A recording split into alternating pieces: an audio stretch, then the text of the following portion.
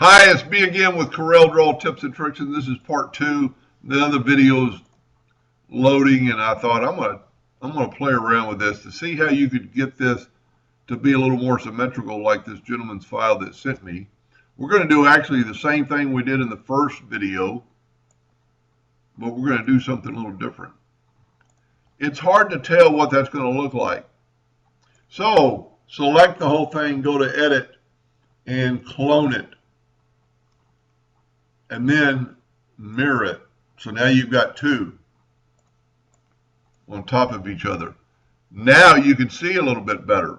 Take your shape tool, and because this is a clone, they're both going to move. So you could, move this one here. You could rotate this one here, and you can kind of see the symmetrical makeup better because it's a clone and they're all moving. You can do a lot with this. I use the clone tool quite a bit because I like it. You could move this way out to this corner and move it, and it just gives you the visible evidence of what it's going to look like when you're through. Same thing, cut that out. Use your Smart Fill tool to fill that in, and now you have a more symmetrical. We didn't still copy his, but you could just keep going on and on and on. And if you didn't like that, you could change a lot. There's a lot you could do with this.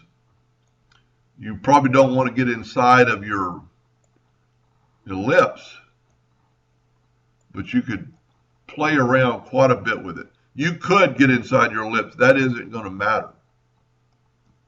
It's going to change the look of it dramatically.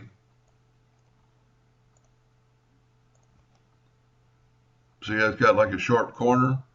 And that's really not good in a puzzle making because you don't want any sharp corners that could break off. But you could play around with this till the cows come home and see what it looks like. That's one of my favorite sayings is cows come home. Anyway, that looks pretty good. I've got a little bit of a sharp corner there. Don't like it. Back up till you have your control again. And let's move this one out a little bit and see if we can't make it look a little better. Get your virtual segment delete key, delete those two lines. These lines don't really matter because when you smart fill it, it should not interfere with it, but it is going to cause you a node problem. Anyway, think about using the clone tool. Hope that helped a little bit. Thank you for watching.